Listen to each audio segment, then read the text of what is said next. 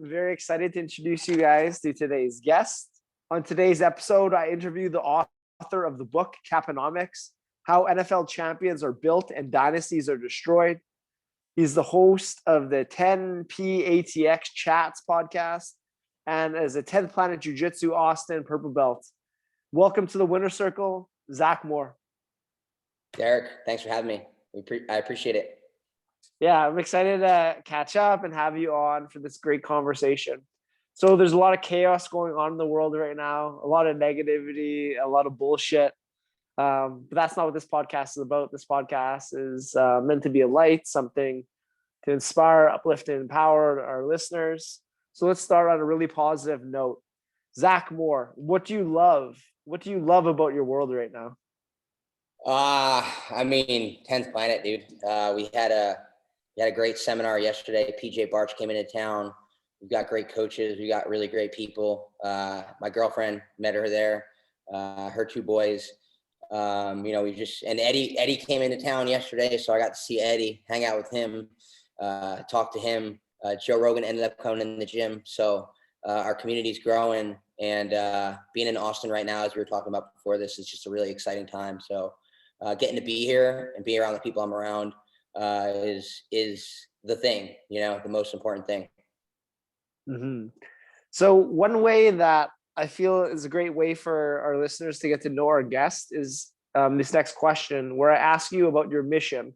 All companies, corporations, they have missions which serve as their guiding star in all things that company, that organization do. We as individuals, I believe, also ought to have missions that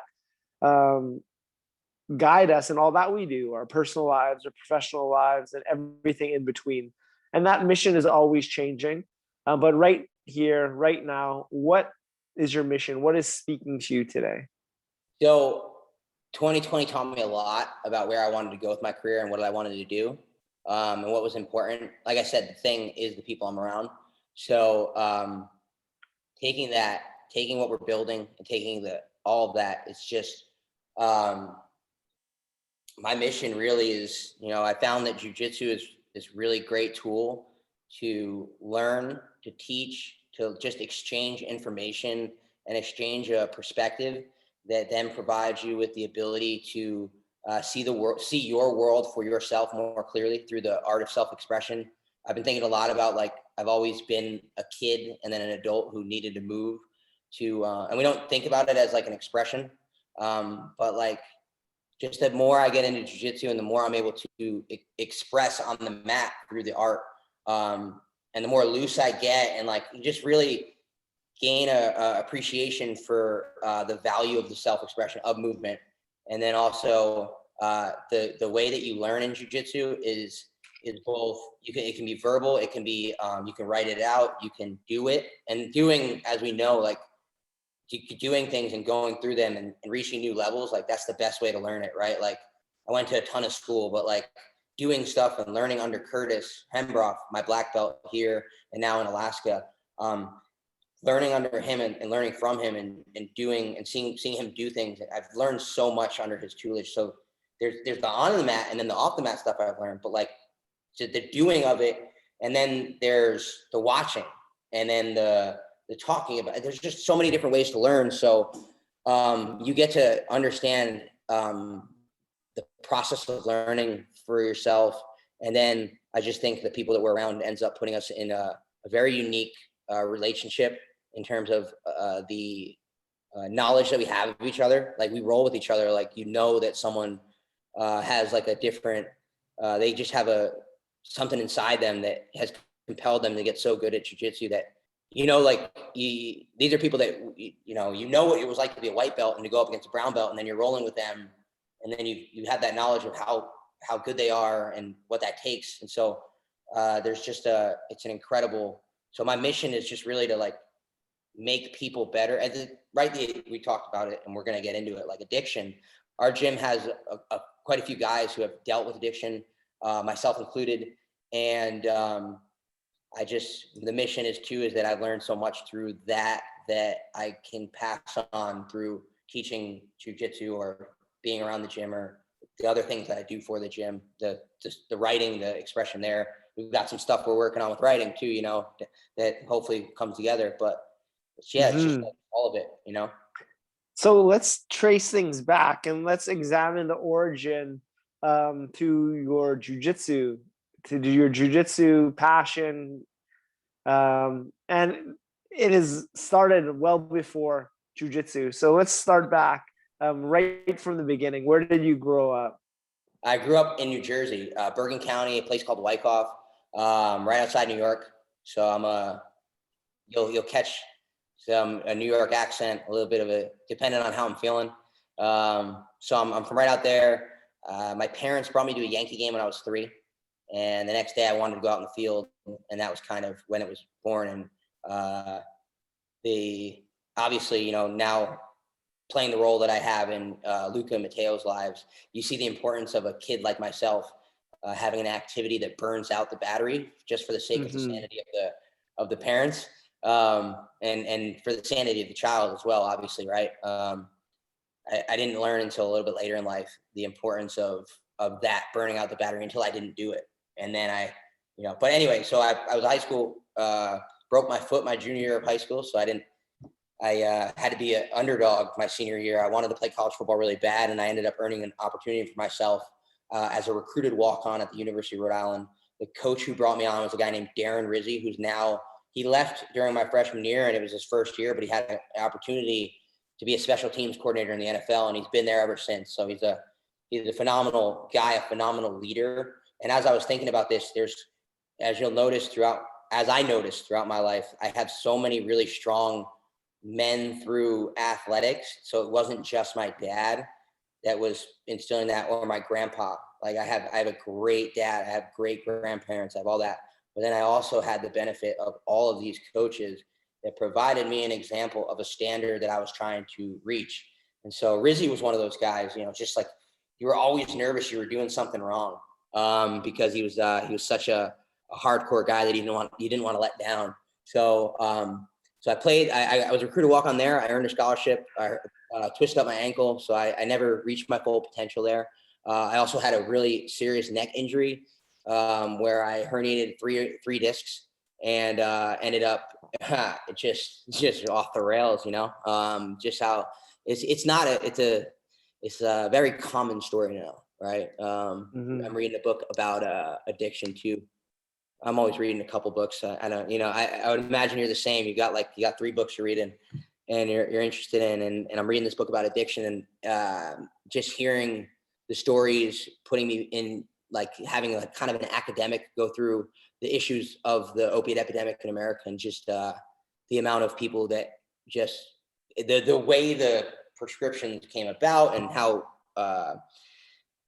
widespread it became, and how everyone got, you know, you can lower your standards when you wouldn't take heroin, but when a doctor is telling you to take something and you don't even know it's heroin, that's kind of how everyone got set off, you know, and no one knew, because as you read in this book, like no one told you that it was addictive. They were just like, oh, it's, you have a 1% chance of addiction. Wait, so 1%, and then just say it's 1%, because people are like, it's less, it's more than that. But like, even if it was just 1% and you prescribed it to everybody, that's a lot of people.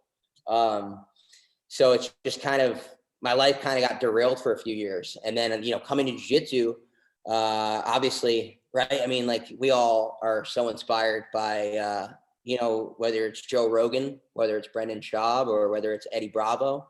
Me was a combination of all 3. And just hearing what jiu-jitsu does for people, hearing probably Jocko at some point, right? Like it's just, these people are talking about this thing, and I realized at some point, you know, listening to podcasts and filling, like you said, being a light, filling my head with really positive messaging from people like Rogan, the people he would have on, really provided me with a way to switch my mindset, stop being a victim to the circumstance I was in, and start making the steps forward that I could towards anything that was better. You know, obviously at some point you hit a rock bottom where you're just like, how much longer can I keep taking 75 milligrams of Percocet a day? Like, how much longer can we do this ride? And where does it go? We know where it goes. It goes to a bag of stuff that you know what it is, and you inject it into something. You know, depends which vein you want to hit, which vein is even still showing at some point, right? And so, you know, you hit that, and then I started hiking. I started, you know, weighted vest, going up long hikes in New Jersey, walking up mountains, and really just kind of getting the weight off of me. That was an issue, and not running away from my neck problem, and actually just running into it, just going into jiu-jitsu. Like I knew that was something that I needed. I knew that the community was something I needed. And I just knew that it was going to provide me with the leadership as well to just be around really good people that are going in the right direction. And about a year into jiu-jitsu, I started to talk about like being an addict in the past tense, because I had created a plan. I'd listened to a lot of podcasts on what addiction does. Like Dr. Rhonda Patrick once said that it decreases your dopamine levels the same way. Like if you're taking artificial dope and you're taking artificial testosterone, both of those things have the same impact on your testosterone or your dopamine. So I had to get off the pills over a period of time using cannabis, as we discussed, and CBD to, you know, wean back in a manner that I'd seen how many people go to rehab. So I created my own process, knowing that going to rehab was an option that wasn't high percentage. So I needed to figure it out my own way. And I did that. And, you know, I was talking to people like I was an addict in the past tense, because I was on this decline of over like a 2.5 year period of coming down from what the problem I had created over a long period of time. I now had to take this similar amount of time for it not to be a problem. And about a year into jiu-jitsu was the last time that I took opiates. Now I'm like 3.5, not 3.5. I'm like almost 4 years in June. So yeah, 3.5. Congratulations. Yeah, I mean, it's just That- it is what it is. You know, it's just it's not. I'm never gonna do it again. You know. yeah. So how did you get prescribed to opiates in the first place? Was it because of your neck injury? No, I got prescribed first. I got prescribed when I broke my foot my junior year. I had an appendectomy before that, so they probably need pills for that too. So that was the first time you get a taste for it. And then when you hear that, and then when you play football, you're always in pain. So, and then you're in a suburban high school at that time period, and people have pills. And when you've been prescribed something because I was also prescribed ADHD medication. So I'd been prescribed multiple times a combination of basically meth and heroin. Like it's just, you kind of unpack some of the stuff that we've done to ourselves. It's just it was a concerning time period in terms of the history of pharmaceuticals, with the things that kids were getting put on. And yeah, when I was 16, I did, but then the senior year, some guys would have pills during the day and I'd take one here or there. College, same thing. We didn't know it was heroin either. So we just thought it was like extra strength Advil or something. But thankfully for me, in a sense, I had been prescribed it. So I knew how much was a dose, while other kids were taking like Oxy 80s off the bat, and then that became even more of it. It was just a crazy time in the history of medicine, I would imagine, you know? And what were the pills doing for you at the time? Makes you more social in some senses. Maybe helps quell some anxiety. I think I probably used it as an anti-anxiety medication. Probably also partially because I shouldn't have been on ADHD medication. It's just that time period in history of like, I think that there's a lot of kids out there who just kind of got in a cycle or a habit or a body. It's just a lot of people got kind of twisted up in it from, it was an anti-anxiety thing for a lot of reasons. You just kind of felt euphoric. You felt like there wasn't any problems. You know, it just, it feels like I tell people, you know, I'm a jokester, so I say things tongue in cheek, but you know, I'm kind of like, it's kind of like you're getting massaged by butterflies, or it's kind of like you're getting a warm hug from Jesus. You know, it's like, it is, that's how dangerous it is. If you get prescribed it and don't know what it is. Yeah. And when did you realize you had a problem with it, Zach? Man, you got to hit that rock bottom of just like destroying relationships. Girlfriend, friends, families, just not really wanting to be around people either. writing became a great place for me in terms of self-expression. I'd been arrested too. That obviously is a big one. I'd been arrested with weed on me, and then a few other assortment of pills on me that I just thrown in my car clumsily at some point. I mean, I wasn't really right. Like, I mean, I wasn't being smart. Yeah. I wasn't making the best decisions at that time period. So, it's a destructive force, and there's nothing you can do for people who are in that spot that other than hopefully they figure it out on their own. It's just it takes a lot to just recognize that you're doing everything wrong and just start to make one good decision at a time. Like if I have a choice between a cheeseburger or like some vegetables and chicken, like I do the vegetables and chicken, right? If I can resist the temptation to take that extra 7.5 milligrams at that time, then man, maybe we can turn that into a habit. And now we're starting to, we're continuing down the downtrend of this problem, And so, the rock bottoms are just I had a good girlfriend. She just got married. Great girl. Great people, and just it is what, that's what it becomes. That's the rock bottom. The rock bottom is realizing, I'm trying to think of a specific moment, but just the helplessness, really. Like just the wondering how you're ever gonna, what you're gonna do. How are you gonna, it's a problem that seems unsurmountable. Yeah. So what gave you hope? Like when you hit that rock bottom, like you could have stayed there, or you could have started climbing. What gave you hope? Like what gave you hope that you could do better, that you could recover, that you could change your life? History, my personal history. I'm just a grinder. I've always been a grinder. I've always been the kind of kid, like we played on a basketball team in middle school where we'd play like the toughest AAU teams around, and I'd always earn people's respect.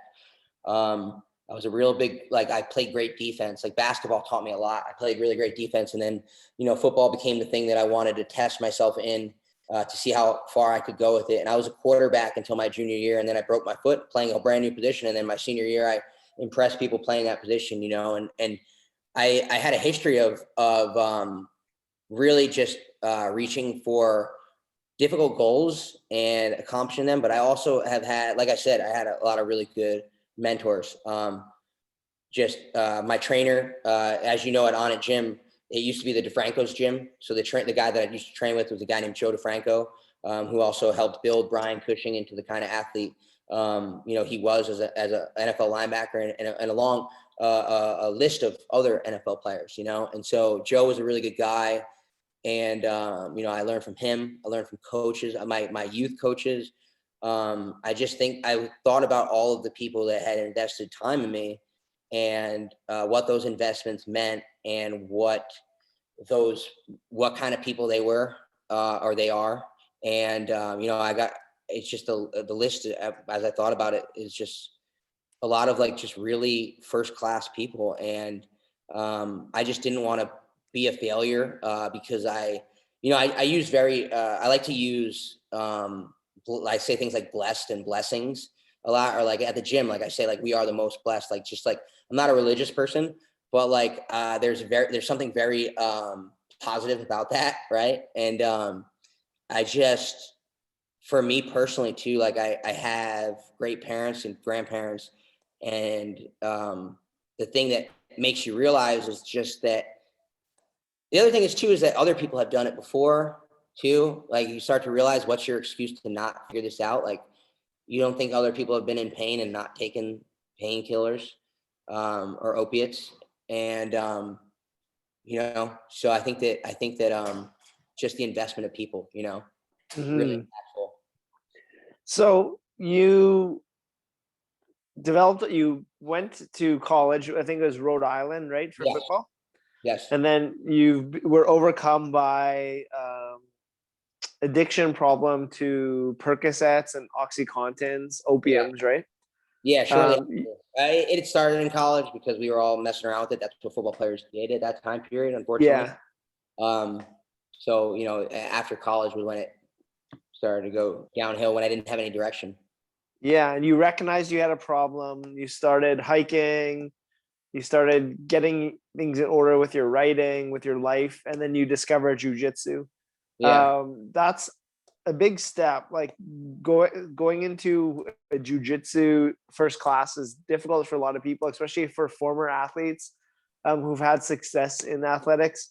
You're used to being like a good athlete, used to being good at Yeah, what you do. To your first day in jujitsu is like very humbling experience. So just talk us through that first jiu-jitsu class, like how you found your first studio you went to. Did you like feel any fear of going to that first class, or did you know you wanted to go to it right away? Like how did your first day look like? So I googled 10th Planet, and I googled Renzo Gracie, see what was close. There was no 10th Planet in New Jersey at that time. It was 2016. Or it was Newton, but I think it was just starting, and Newton not close to where I was. Yeah. And I found Silver Fox BJJ about 12 minutes away, 15 minutes away. And the head coach there is a guy named Carl Provic. He is black belt under Renzo Gracie. And by the time I got there, he had like a stable of 4 or 5 really good brown belts that now are in the process of opening up their own schools, Yeah. leaving the nest, and he's starting his own Silver Fox affiliations up there. So I had a really good, just listening to the podcast and stuff, the names you're supposed to look out for and what schools you'll be in good hands with. And, I ended up at one of those, a little bit different group of people than the 10th Planet people. And Curtis, is younger, and Carl, and Curtis is big on social media, and he can be a little bit brash, but he's a big community builder and all that kind of stuff. And so I that's a little bit more my personality too. So it's matched up with Curtis, but man, Carl and that school is just like such a smart. He's like a former bank guy. I'm pretty sure, pretty good, smart financial wizard, I'm sure. And just he just a really respectful dude, really well-run school. And the first classes, just kind of wrestling around and starting to realize that there were some places that I had never been in before as an athlete, that I didn't have any identifier. Because when I came in, I knew I wanted to do it like very quickly. Like I came in with the intention of being a black belt. Like it was just, it was part of the process of getting through what I was getting through. Was eventually I'm going to get to here. I don't know how long it's going to take, but eventually I'm going to get to there. So I knew that from right away. I didn't know where or how. I thought it would be at Silver Fox, but then I ended up moving to Austin. Just all I remember is just that better, and that there were a lot of guys, and there was a great group of people that I was around that were going to make it better. Really friendly group. And as everywhere you go in jiu-jitsu is super friendly. So that was the vibe I got from the beginning, and that's carried me through and really helped me understand just the jiu-jitsu culture and love being a part of it. Yeah, so that's like a big step, is moving from your known world of New York, New Jersey, to Texas. Yeah. What inspired that move, and how did you generate the courage to leave what you grew up knowing to the complete unknown? Well, my sister was at UT, and then my dad moved down, and I was like, all right, let's do it. And now my mom's here too. So Yeah. we're all here now. Up and down I-35, all 4 of us. And so it was just, I visited Texas every year as a kid, right? So from 2000 or 98, something like that. So I've known Austin since I was 8 years old, and I've been going to bars with my dad to watch live music and staying up late. And our friends, we have an author friend, which is part of why I'm probably an author. I realized with him and Joe DeFranco that if you wrote about something, that you would learn like everything there was to know about it. It would help advertise you, and it would also it would help you learn everything on that topic. And just this guy Russ Hall, prolific author, written dozens of books, and he knew everything. He knew what page some quote from some guy was on in some book that he took a minute to find in his bookshelf. But he's just like, you realize that that process is because I was never a good student. Obviously, if you know me, right? Like, it's just like I like talking. I like making people laugh. I like having a good time. It doesn't really mesh up with sitting around and being in school. And so that was the way I realized I was going to learn. And I just learned how to write through that process too. But coming to Austin every year, it was always a place that I would relax because I played 3 sports when I was a kid. So every year when I was a child, we'd come here in February and we'd relax for a week. So Austin to me was always like chill. So coming here, and Austin's a chill place. It's a very relaxed place. Everything about it. It's friendly place. All that with Austin and coming down here was what I needed to get away from pills. Can't get them here, and I wasn't gonna find out where I could get them here. So I came down here. I wasn't off Percocet yet, but I came down here with X amount that got me through like 6 months as I was trusting that process I was going through, and then I just never got any more. And just I was here, and I was in a community of people like Adam Fujawa and Luke Perry, 2 guys who I'm purple belts with here now today. Who were a little bit further along in their sobriety, and so it's jiu-jitsu can kind of be like AA with that, where it's like not even AA or NA, but like there's always someone ahead of you and there's always someone behind you. So you're always learning and you're always teaching. So you're always engaging with ideas. You're engaging with just the journey that you're on to in jiu-jitsu. Is that like there's stages to the game. And it's not just what you know on the mat, but like the person you are off of it. As I accepted my blue belt and earned it and accepted it into this year, I realized that I needed to take myself and things I was doing a little bit more seriously off the mat, and use the jiu-jitsu and the training and the confidence and all that out in my professional life, and really kind of create what I want out of what I most want. Not what I thought I want or what I thought was going to get me the most money, but what I most want, because all the people I look up to, they're very passionate about what they do. They have the skill set to succeed. You can't just have passion, but so they're always they're passionate about it. Yeah, that's huge. So tell us about what you thought you wanted, what society told you were supposed to be, and what did you discover what you truly do want, and what is that? I thought I wanted to be an NFL agent, and I actually got to help represent someone this year. Jamari Chisholm, great athlete at the University of Texas. Yeah. Great dude. I worked with Trenton Jones, an MVP quarterback overseas. We were going to try and find some opportunities before things fell apart this whole year. This year, just if you came out of 2020 and you haven't figured out what you want yet, you got to do a lot more soul searching. Because everything in the world told you that you only got one ride of this. Because we all had a near-death experience those first 2 weeks where we were like, oh my God, we're having those conversations with each other, man, we're going to lose someone or this or that. So we had a near-death experience together. I already had a near-death experience in terms of like the recognition that addiction was going to lead towards something, in a sense, right? Like it wasn't like I saw my life flash before my eyes and the train passed by, right? But it was not like a singular moment. It's just sitting here with your thoughts and recognizing where a path goes. If you run down that way, you're going towards the lake. That's where the path's going. You can't change it if you make those decisions. If you choose that fork.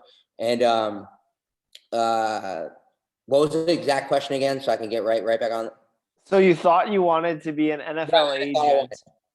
Yeah. But so what did you discover you want to be?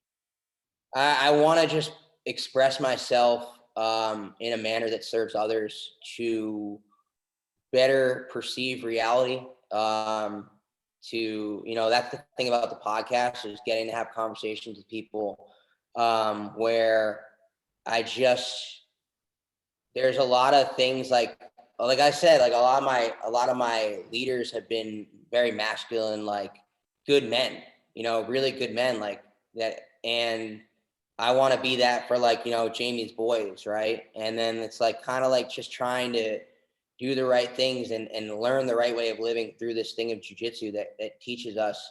And that is this like I say about the levels, is that the things I know about myself as a purple belt, I can't wait till what I know about myself and the human condition as I become a black belt, and I continue to write and I gain more and more knowledge. And like I said, I got a book project I'm working on. Like there's these things that I'm very passionate about, like about the 10th Planet system and about expressing what that community does and how we can all make a difference locally with each other and support each other, and just kind of expressing that jiu-jitsu lifestyle. That's a vision that Curtis and I have for what 10th Planet is, is helping people understand themselves, I guess, be a positive leader in that manner, I guess, Yeah, for sure. So your writing started with your book Caponomics, which is now it's the second edition, and it's about how NFL champions are built and dynasties are destroyed.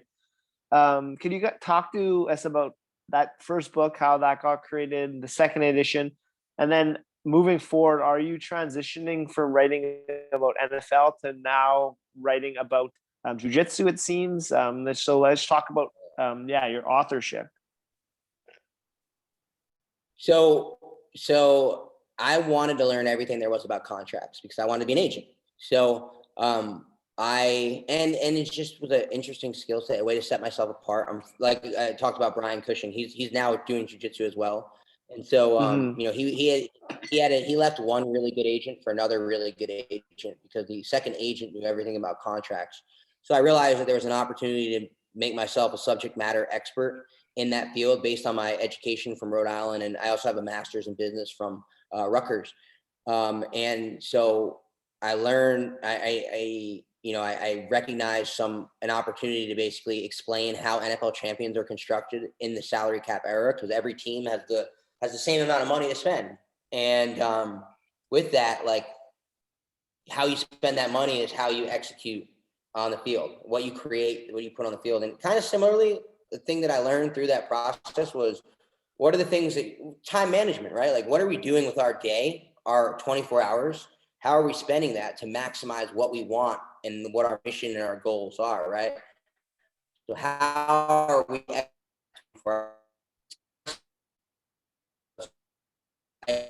first book, I self-published it, and then I got a book contract for a second edition. Triumph Books, who's like a leading sports publisher. But sometime over this, can you hear me? Yeah. Internet connection's unstable. Can you hear me? Yeah, I can hear you. Cool. Then okay, cool. And then over the summer, Triumph and I went our separate ways, and I was able to keep all my advance. I was able to keep the rights to my book. So I'm going to self-publish that on the 451project.com. And but I got this other book idea that I might include that book in with, but 10th Planet related stuff. But then there's also just philosophy and other things that I've been interested in and I'm going to be pursuing down the line. It's just, just trying to get to the interest. Yeah. This 10th Planet is the stories that. Can you hear me? I can hear you. Yeah. All right. Cool. What were you saying? What is that 10th Planet book going to be about? That idea you have for a 10th Planet book? I don't want to jinx anything yet, but it's there's a guy in the affiliation that people would like to know about. So I'm kind of going to try and tell the story of some of the story of Eddie Bravo, and that's kind of something that we're working on behind the scenes. But that's kind of what I've been doing with 10th Planet Austin too, is trying to we're putting together a team here with the 10 PATX chats and some of the other stuff we're doing, where we're going to start telling more of the story.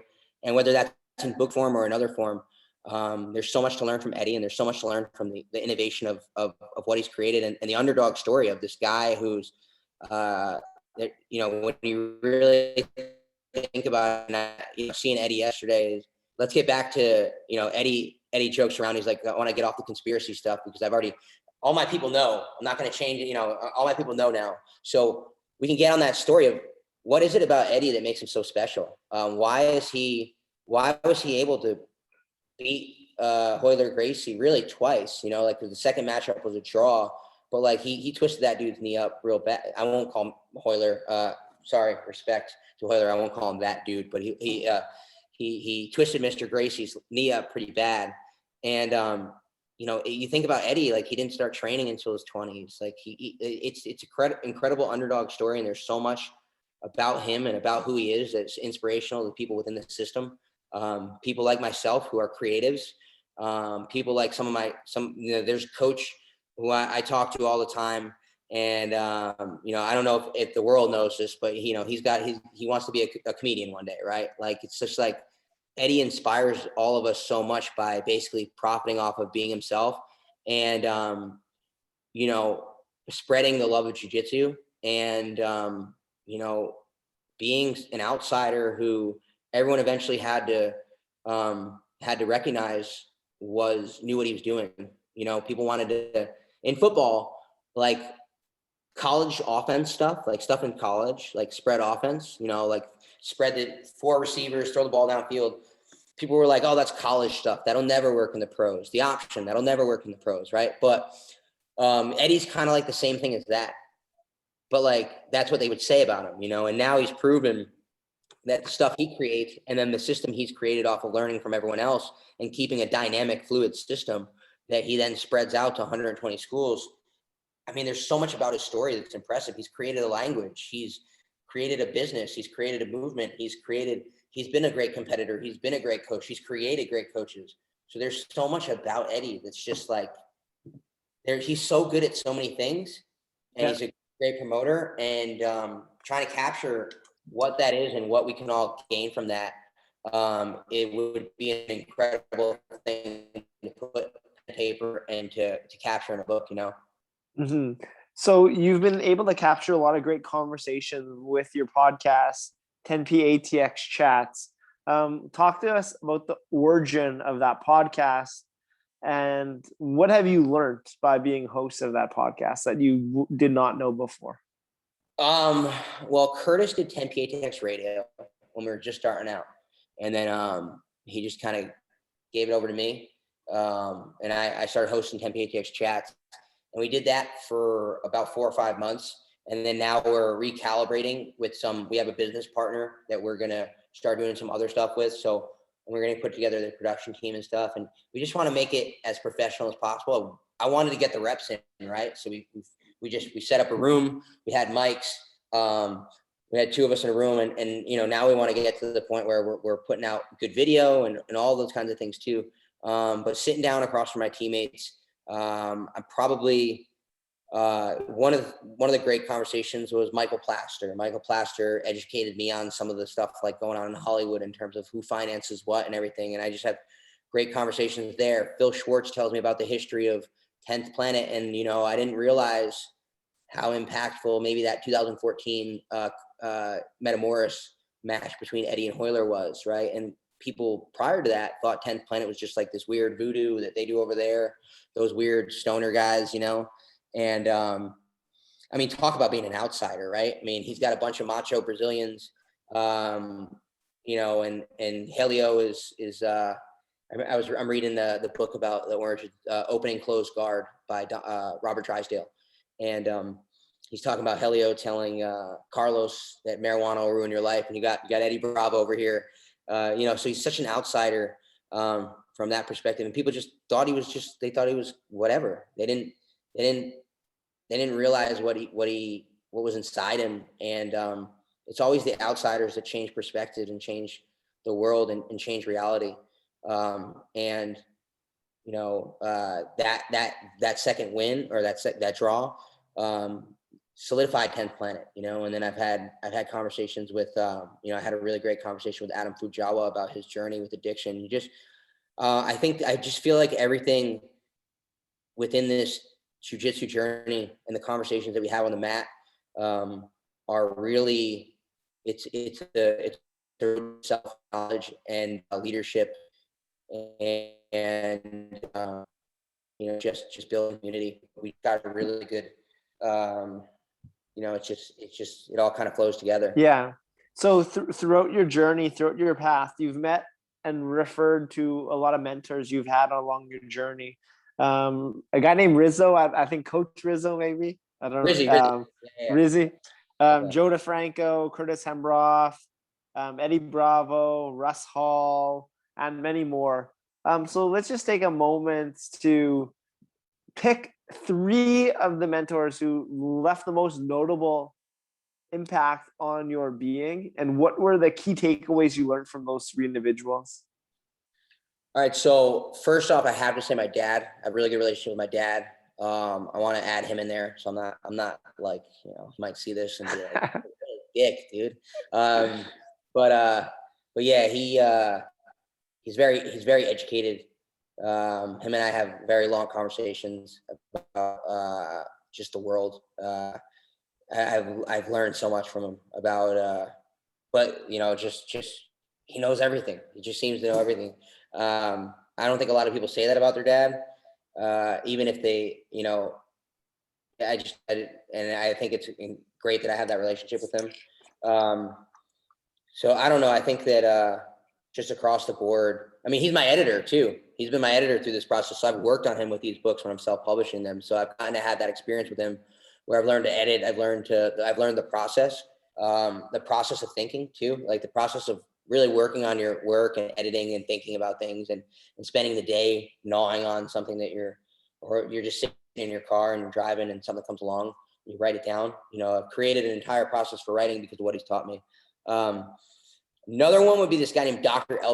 Kevin Elko. He taught about trust the process. And so he was basically a performance. This is what I'm talking about. I just have so many good mentors. This guy's a motivational sports performance coach, basically for Alabama football, and just like the best of the best. And so when I really think back at the people that I didn't want to let down, and I wanted to have I want to have that turnaround, and just the investment that I got, I was like, if I can't figure this thing out, I got no excuse, And so I learned about trusting the process, which is basically the sport of jiu-jitsu. The thing that's so great about jiu-jitsu is that there's no season to it. So say you get hurt, you don't lose a season. I mean, I had seasons lost in the sport I love, football, to injuries. So, okay, I can take a month off and come back. And, as we can break something and come back a month later because we're psychos. So, I mean, it's not like we take a lot of time off either. But then Curtis too, man. Curtis, like when I say he's brash, it takes people understanding that he's a very forgiving guy who gives people a lot of chances. And then he's got to have a standard, and there's not enough people in this world that just tell you this is the standard that needs to be met for this organization to go in this direction. He has a vision for what he's doing. And I've learned so much more about being a leader to myself and the standard that I should uphold for myself. And then for Jamie and the kids as well, like the leadership, it can be a little bit rocky because I can be a little bit, he's very direct. But, I have these conversations with him. I'm like, man, sometimes I hate you for how direct you are with me, but it's like, you've had the conversation with me. Like it's time to get it. Like, this is what I'm saying. Like, either get it or don't, And so, his leadership style, Eddie and I were just talking about him yesterday. Curtis's leadership style is just, it's really once in a generation opportunity to have a guy who's 10 years older than me, who's one of my best friends, that just has all the knowledge that you're going to one day have, in his own way. Mm-hmm. So yeah, absolutely. So we've talked about a lot of challenges you've had along the path, various injuries, your foot, your neck. We've talked about your addiction issue with Percocets. Through it all, what has been your number one most difficult challenge you had to overcome, and how did you do that? And what did that process look like? Maybe it was something you've already talked about. It's the addiction, but it's also like there's a problem. a buddy of mine from college, Tim Allen. I believe he's a preacher now, but he's pretty well connected within his church. And he said a lot of former athletes don't survive life after sports. Mm-hmm. And I think the biggest problem I had, and the biggest problem, so when you leave college, right, like this vision for your future, right? I didn't know that vision for my future of 10th Planet was possible. My mom would mention to me, like, maybe you should open a gym one day. And I was like, I don't know. I don't want to do that. I meant like a weightlifting gym. I was like, I'd love to work for Franco or this or that, but I'm not educated in that. Maybe, my thing can be, I got on this path of being an agent, right? As the way I wanted to be involved in football, because I gained a lot of skills that I'm now using with 10th Planet that, building business relationships here with what we have here as a way to help businesses grow. And that's, part of what we're going to do here over the next few years, is build up the people in our community, invest our time and energy and our money in, so-and-so starts an acai food truck. We start to, he has good sandwiches and stuff. That's a place we can start going to lunch, right? Like, so I gained a lot from there, but I didn't know that there was a future that was 10th Planet. I didn't know that I could have an existence where I wear flip-flops every day in the summer, potentially, right? Like that could be my future, where I'm making business, deals with people who want access to what we're building, and our athletes and myself included, right? And wear flip-flops and have this laid-back life, like surfer jiu-jitsu lifestyle, where you're getting stuff done, but it looks different than you ever thought it could. You don't have to be a suit. You don't have to wear the suit. You don't have to go somewhere, or you're surrounded by people that you know really deeply, and that before you even meet them. Really, people come from all over to 10th Planet. And guys, with Curtis not around, I've taken on the torch of hanging out with guys. Our head instructor Gabe, those guys. So when they come to town, Gabe will help show them around, and some of the LA guys like Marvin, and spend some time with them, or Brandon McCaffrin, and we've got these guys come to town, and we have these conversations that we know what's going on with them, we know where they're coming from. It's just we are allowed to live so in a way that you didn't really know was possible with other adults. Mm-hmm. Keep making friends and building like real relationships. Mm-hmm. Absolutely. Community has been a huge part in this whole story you've told for this last almost hour now. Community, and from my research, community is a big part in healing addiction. I read Tribe. That was a really big moment for me. That was part of what made me realize I needed jiu-jitsu. I heard him on Rogan as well afterwards, or maybe before, whatever. And I realized that PTSD, and that's what I say, like the thing that I overcame was like figuring out how to have a life after sports, because I was always an athlete. So self-expression, body has always been super important. But like just lifting, as you know, for us, like it's not enough. Like the art of learning the sport, the art of going to war with your friends, and like really like fighting your friends, and then the feeling spent and having a good conversation, talking on the mat for 20 minutes. And Tribe, I had this group of people in football, and such a great group. And then eventually you just move on, and it's hard to find that. And that's what I mean about the mission too, is that I just want to be that person that people need, to be a part of the community too. Just like, like Curtis is for me, just like set the example and set a standard for myself, and uphold it, and live an example, a positive example with that. Yeah, absolutely. That's amazing. Throughout your time at 10th Planet, and even with the Silver Fox in this New Jersey, right? Yes, sir. You've met many great coaches, and also on 10 PATX, you've talked to a lot of great coaches. So through all these phenomenal jiu-jitsu coaches that you've met on your jiu-jitsu path, what is the commonality that exists amongst them all? The 10th Planet thing, man, like it's just such a friendly affiliation, but Henzo's the same way. So it's just, these are people who, we're all very serious about the jiu-jitsu. We're all very serious about the art. We all want to get better. We're all really working towards it. But there's so much less competitiveness and like male aggro like stuff than there is in the football world. And so I think there's this, and a lot of the people have really strong relationships with their girlfriends and wives. And it's just, there just seems to be something about the sport that I'm reading a Vince Lombardi Jr. book talking about his dad, and his dad, like, saying the same stuff that we are now, like, everything. I had a lyric from, it's a part of a broader verse, but the verse says, everything I've said has been said before. It's about Jay-Z, and it's just like, everything's been said before. And so Vince Lombardi was like, you need to learn self-knowledge, like, to be a good leader. And the sport of jiu-jitsu. And Eddie's talking about, like, he wants to get away from the conspiracy stuff. He's like, I've red-pilled enough people. But like, the impact that Eddie and we're all noticing is that we are creating in our own ways, him at the top, Curtis, Gabe, Brandon McCaffrin, every school is creating better people below them. And then those better people are then having that impact, that positive impact out with their families, their friends, their community. And then,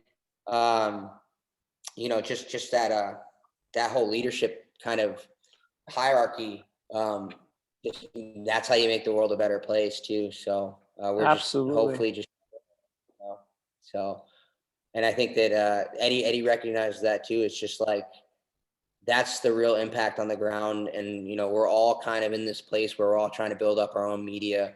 I was just talking to Curtis about other schools that are starting to do the same thing. And we just want to tell the story and really get people to understand what the sport's about, especially at this time period too, where, school has become, no one knows when normal school is going to get back. So how are we going to educate the youth to learn quickly? And out of all the schooling that I've gotten, I haven't seen the same kind of growth in myself.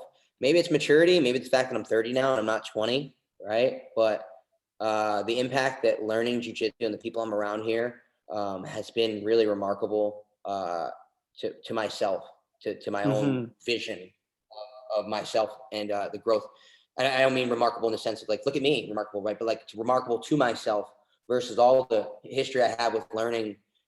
And I just think it teaches you how to learn. And I think that is so important. And in the self-knowledge piece, So through it all, Zach, through all these highs and lows, that is inevitable with life, what has been your number one life lesson learned thus far that speaks to you right now that you'd like to share with the audience? Like, I mean, I'm not a dad, right? I mean, but I got 2 kids, right? Jamie's, I don't ever want to take anyone's title away from them, right?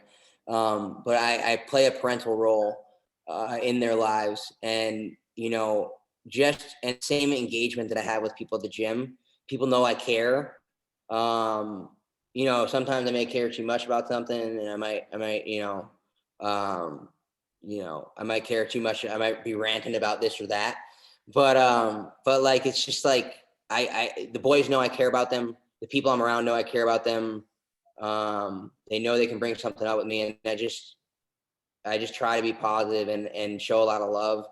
And I think that's another thing with jiu-jitsu too, man. It's just that, Curtis is talking about how do we, Renzo Gracie's here now, right? That's your number one competitor. That's the Yankees versus the Red Sox, right? But like, we're going to make sure that we welcome them to town, have them on the podcast, have them over for open mats, have Sanjay Ribeiro come down, have a black belt open mat where there's just the community, and just making sure that, like, we can all eat, but what matters is that we're all out there building better people and creating. And the other thing is too is that if people love what they're doing, everything else is way more positive. And if we can create a lot of people who are becoming more knowledgeable about themselves and loving their lives a little bit more, and loving the process of learning and fired up about something, that's kind of the answer right there. The Cliche, obviously, but yeah, the topic of love comes up in, I think, almost every one of our podcasts, and it's a question that I like to ask each guest is, what does love mean to you, Zach? What does that word mean to you? Because it means something different for every guest, but in everyone's answers, I think there's a real commonality that is hit. So for you, what does that mean, love? So like love language stuff, right? There's like people have the love language thing, and being in a relationship with a very smart social worker, I've had, Jamie and I can have conversations for hours and hours and hours. But I had a conversation with her about when I was born. I spent 10 days in ICU. So no one touched me for 10 days of the baby. And I look at Curtis and his new baby. And every day, Jamie's like, Curtis never has a shirt on anymore because he's getting all the skin contact with his son, right? Mm-hmm. And the first 10 days of my life I didn't have any contact. So I hug everyone in my life. Like this whole last year, when you're telling me, when people are telling me like, you can't do this, can't do that, I'm like, I'm still gonna hug. I'm not gonna not hug people when I see them. Like I'm not. Mm-hmm. I want to smile at people when I see them. It's very important to me. And so, like, being around people that engage with on a daily basis, that you when you see them, you hug them. That's super important. Giving people your time, not being distracted by your phone. That's one of the reasons why we're also so close at jiu-jitsu, is that we have an activity, and why the activity is so engaging is that we spend so much time on our phones. We're just little junkies, just getting dope hits. Someone like that, we're all junkies. So I think that's another lesson of the night, right? So what are you being a junkie about? What is a habit that's not serving you, right? But so, being attentive, showing the boys love and hug. Dude, it's funny. My dad doesn't hug. He doesn't say I love you. I think it's because his dad. So I didn't have a dad who hugged or said I love you. I think we're like more like a handshake, but like I know he loves me, But yeah, I guess part of what you want to do too is be the person that you needed at some point, or that right, like with the boys. When I look at Mateo, I've known it from the second I known him. I was like, man, this guy's gonna get in trouble. He's just like me. He's got a lot of energy. He's definitely an athlete. He's gonna have a big battery to burn. And Luca needs mom a little bit more, but Luca's becoming older too.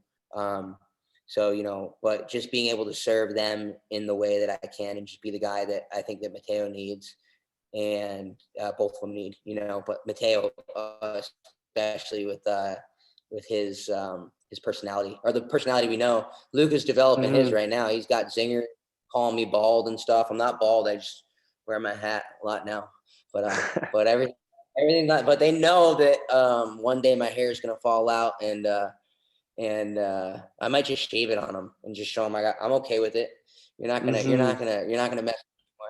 But yeah, just trying to be the person that we all may need at one point in our lives, and trying to just driving. Absolutely. So now, with everything on the upside for you, it seems, loving the jiu-jitsu, learning more and more each day, connecting deeper with your community, with 10 PATX chats. Things are going great with Jamie and her boys. How are you serving people that have addiction problem? How would you serve? So if someone on your team came to you saying, I have problems with Percocets, or I have problems with this addictive thing, whether that be, it could be anything from cannabis, cocaine, gambling, video games, social media, et cetera, et cetera. If someone comes to you with an addiction concern, from everything that you've learned on your path, how would you help someone facing addiction problem? How would you advise someone that is going through these problems you alluded to earlier that you were going through? So like you gotta live the example so that they feel, and you gotta be so friendly that they feel comfortable opening up with something they're struggling with about.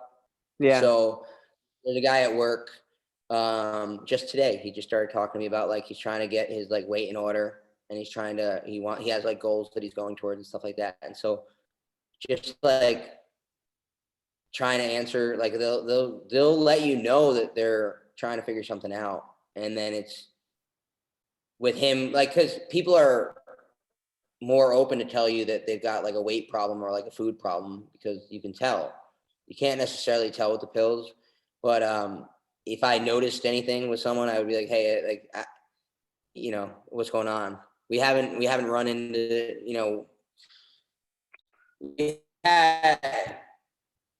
we have a friend who lost the way for a little bit. There's not, it's on every individual. Unfortunately, you can't be overbearing about it. Yeah. They got to come to you in their own time. I mean, there's just, it really is, it's a journey for them. And Mm-hmm. you just gotta hope they don't die. Yeah. Like, that's all. It's just hope. Like, you just gotta hope that they don't get the wrong bag of heroin, Yeah. if they're doing heroin, right? Or that Yeah.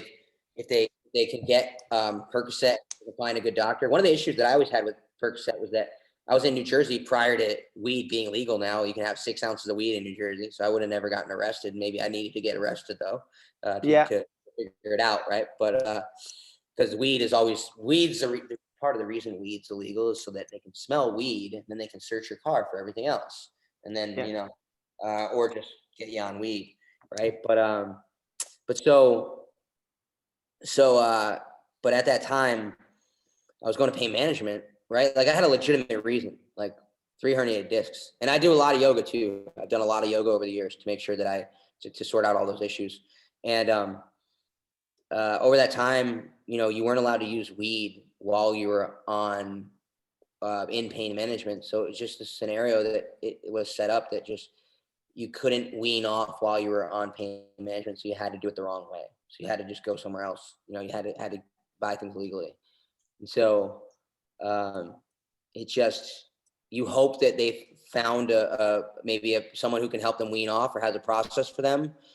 But we've had conversations. Cannabis has downsides, but it's definitely a tool that is clearly being utilized to help people get off opiates. From a few years ago, I know this stat's been updated, and it may still ring true at the number I'm talking about. But there's about a 22 to 25% decrease in opiate deaths, overdoses in places with medical marijuana.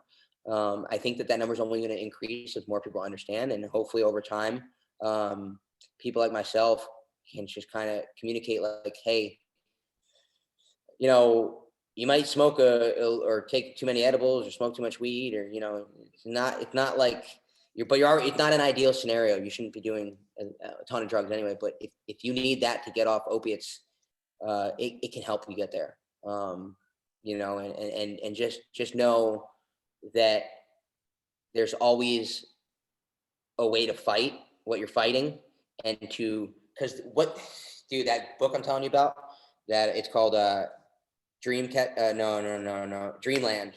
It's an opiate epidemic book by Sam Quinones. Mm-hmm. And so in that book, they talk about watching the clock. So when you like opiates, it's 8:20 right now, right? But so I take my first pill at 12. I'd have to wait. You have to set a standard when you're an addict. But the thing is, you're always breaking the standard, right? That's kind of what I'm talking about with Curtis, right? Curtis has a standard. You got to uphold it, right? And so part of the way that you become an addict is you start breaking the standard that you set for yourself. At first, for me, it was I can't take oxycodone until 6 o'clock, right? Yeah. It starts being, man, my neck really hurts. I'll start at 12. Whatever, I'll start at 12. I have one at 12. I have one at 6. Then it's like, man, I'll have one at 12. I'll have one at 3:30. I'll have one at 6. Then it becomes I'll have one at 12, 3:30, 6, and 7:30.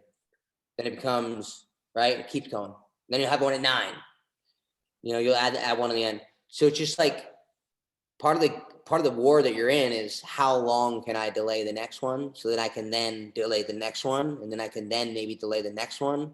And then it's like, it's this game where you're trying to decrease the amount of doses you need in a day, because it's just Mm-hmm. the standard for you, and it's what allows you to not be sick or not be thinking about it or not whatever. It just takes over Yeah. your mind. So So speaking, no, I you got it. You totally go. hear you.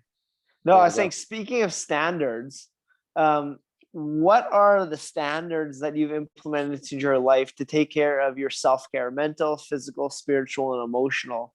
Your core foundations to you sustaining your well-being right now. What, and you being able to do jujitsu. So dude, my neck is always a problem. So I always got to yoga, and I'll get massage. I get massage pretty frequently, like once every 2 weeks. I try to make it. That's another thing where you're like, how long can I go without it? It's like the clock watching. You're like, oh God, like my back hurts, but I only got a massage like a week ago. Let's get to yoga in or whatever. But I'm always pretty banged up. We got a friend who is our masseuse, and she's like, this guy has rhino skin. I got the worst, most banged up body that she deals with. So I got to take care of that. I got the yoga. I got the CBD, right? I got my CBDs and, all that kind of stuff. And the spiritual practice and everything. I mean, when you find the right person that's helpful, obviously. I mean, I have long conversations with Jamie, and we think about the same things quite often. She's a social worker. She's a very concerned mother. So we're always engaged on activities of on talking about how to do things right, and checking ourselves and checking her checking me. Finding a really good partner is one of those things. The daily stoic was something that really was super positive for me. I work a delivery job during the days, and sitting in my car and having the space to think about things and take notes, things of that nature. That has been, I've just gotten better and better at allowing myself the space to not listen to podcasts are great, right? But the 2 hours at the end of the day where you're just getting started, and thinking what's on my mind, and that can sometimes become like something that it could be a book project. But I'm also taking just a lot of notes. I was very inspired by Matthew McConaughey's book of just like a memoir of just trying to figure this ride out, and so that's what a lot of my notes are now. And I feel like that's been super positive for me, just trying to understand the human condition during such a crazy year, and just trying to better understand yourself and the journey, and just try to be a better leader too. Because I want to open a school one day, so or be a part of opening a school, and be a coach, and take on those kind of responsibilities within a community, and I don't want this to come out and sound culty or anything like that. But it's kind of like running a church, like a 10th planet, it's like you got to uphold the standard for yourself as people that are at the top, like the coaches, they uphold the standard, and the people below them uphold the standard so that people know what they're moving towards. And so, and I think that community aspect, we don't have that church community anymore. And so this has become a really good replacement for young people. And, you're just continually striving to be someone worthy of helping mold other people into better versions of themselves. And that's why I got into writing too. I want to explain things people are interested in a way that helps them learn something and analyze things maybe a little bit differently, and go on the ride. That's beautiful, Zach. To close every podcast episode, I ask each guest these two questions, and it's at that time right now. So my first question to you, Zach, in 3 words, how would you describe the experience you are having on this earth, in this reality plane? 3 words. 3 words, bro. Damn. What is reality, bro? What is reality? There you go. I don't know, man. That's good. That works. Yeah. What is reality, dude? I think that we've all questioned that at some point in recent times. Like, what is reality? What's real? What's fake? And then when you ask yourself that question, you get to the answer. And this, dude, man, it's just like Eddie comes into town, and we're spitting the same game in different word verbiage. And And he's like, what you realize, you go back, he's like, I want to go back to the 80s, man. I just want to go back to the 80s where all that mattered was the people around you. And then like, he's like, and he's saying the same thing. He's like, all that all the Wi-Fi is fake. It's all fake. Everything on the Wi-Fi is fake. And I've been saying like, I'm like, the internet is fake. And I'm like, kind of like playing with that same idea. And it's just, we got to get back to, one of the issues in our culture right now is that we have been spending our money. We have been spending our money out of our communities to other places.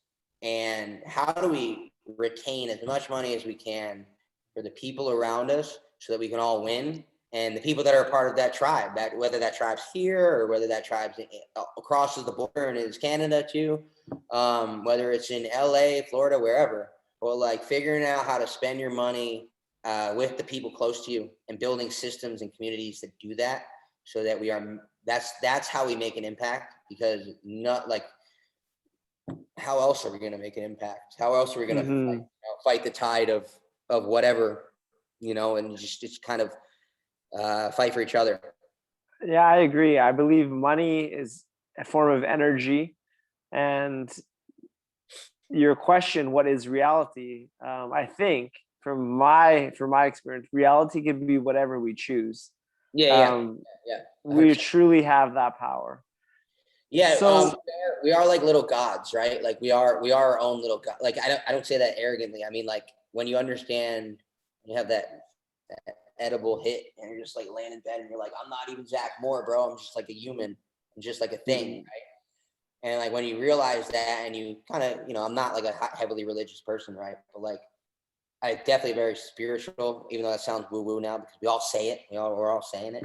But like when you boil it down, and you're like, God is inside of me, right? Like, so like God's inside all of us, right? And like that's our highest, and the devil's inside of us too, right? So like we can be terrible. I've been terrible, right? Like I've gone down the path of, I've made those wrong decisions and I followed the path of the devil, which was the Percocet, right?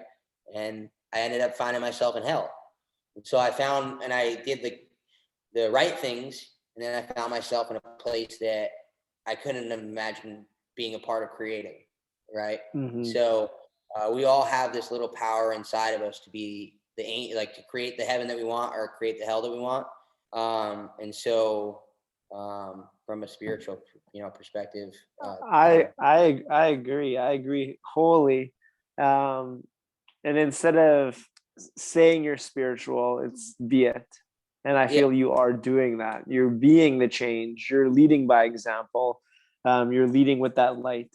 So for my final question, I'm going to bring out my mad magician powers. I believe we truly all are magicians. And I'm going to transport us into the future. I'm going to transport us into the future alongside an 85-year-old Zack Moore. What life is that 85-year-old Zack Moore living? What does your life look like at 85? And what is the legacy that you've left behind? Bro, that dude is gonna be on a ton of edibles because his body is gonna be bent up, bro. They're gonna have like some new science. They're gonna be shooting me full of stuff just so I can like walk to the door and get out the door, get out and just get to the mat, because once you're on the mat, nothing hurts anymore. So then you're just like start rolling. But it'll be a trip to try and get to the mat. But 85. Hopefully I have more kids. Hopefully I have a bunch of grandkids. Hopefully I have great grandchildren.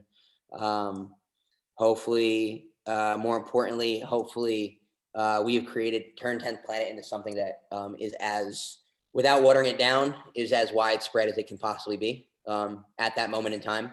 What is that, 55 years from now, right? So I hope that everyone who is near a major metropolitan area or a small city that could sustain a gym, any town that could sustain a gym really at some point should have a jiu-jitsu gym. But hopefully a 10th Planet is within driving distance to almost anyone who could want one, so that they could be a part of what we're doing.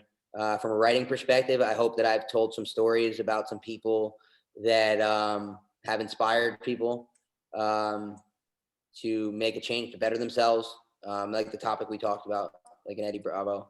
I hope I've help people understand reality a little bit more, because when I say the things about heaven and hell, one of the things that really got to me over the last 12 months is that there's been a lot of stuff that like can really lead people towards the wrong direction and like stressful and there's a lot that I don't want I hope people can realign because I want to be an NFL agent. I followed everything pop culture told me. Football is super important. This was the first year, like you said, I'm transitioning away from writing about football. I watched 2 football games this year. I realized I'd chosen a different path. I'm on a different path, but kind of, I was on a ride that culture had told me to go on. And, we've all got something that could call us and that could best serve us. And we can all figure out a way to live that way and live in the way that's most true for ourselves so that we don't have the temptations to self-destruct. When you live in a way that's true to yourself, the temptations to self-destruct are decreased because you have so much more to live for, and you don't want to risk it. I mean, I don't want to risk what I have now, right? Yeah. So no, I hear you. So let's stay with this 85-year-old Zack Moore. I want you to picture him in your head. He's a little beat up, but he's still practicing jiu-jitsu. He's writing books. He's helping others. Full of steroids. What's that? Full of steroids. Full of steroids. Okay, whatever they've got, I'm on it. Yeah. He'll have his grandchildren around him, great grandchildren, his children. And he's still a very joyful guy.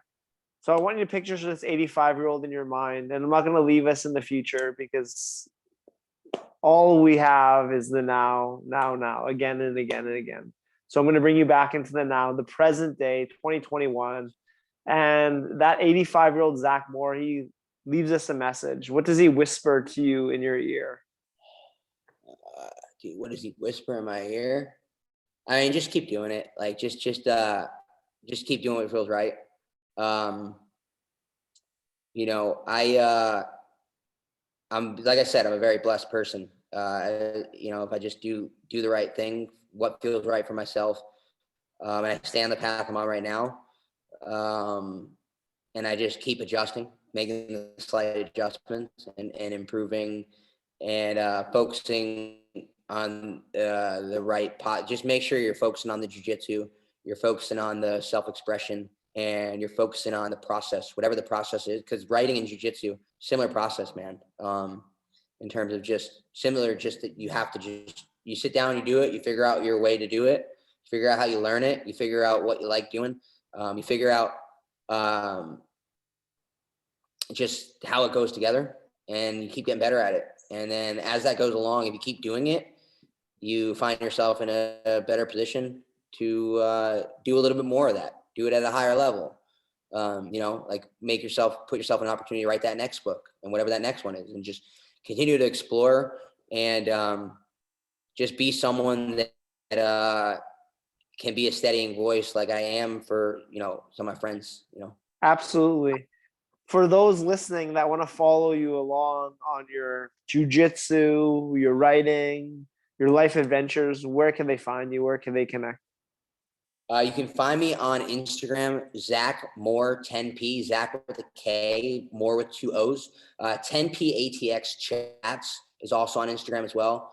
Just follow me on there, drop me a line. Those would be the best spots to find me. But then also you can pre-order my book, the 451 Project at the 451project.com. I'm working with a hybrid publisher who's basically helping me short out, basically just finish out the book now, and then I get a bigger cut of it. So I'm glad I'm doing it on my own now. But yeah, so you can pre-order it there, and it's just that's where you can find me and just follow on. Right on. To close all conversations, we bring our fist up and in together for a digital fist bump. We can all join the winner circle. Boom. It's a choice. Thank you so much, Zack. It's been a real pleasure catching back up with you, and I can't wait to see you again in Austin, out in the community and on the mats. Yeah. Well, I'll see you soon. I'm about to head to yoga with Jamie, and I'll let her know you said hello, and I'll give her a Absolutely. hug. Say hi to everyone. Give them all a big hug. Thank you, Well, brother. later, brother.